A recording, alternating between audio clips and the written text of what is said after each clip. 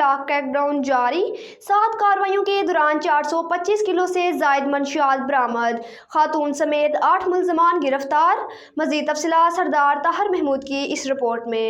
ANF نے کوئٹہ سے 240 کلو چرس اور 120 کلو ہیروئن برآمد، جناب ٹول پلازہ گجرات سے 30 کلو چرس برآمد، 2 ملزمان گرفتار۔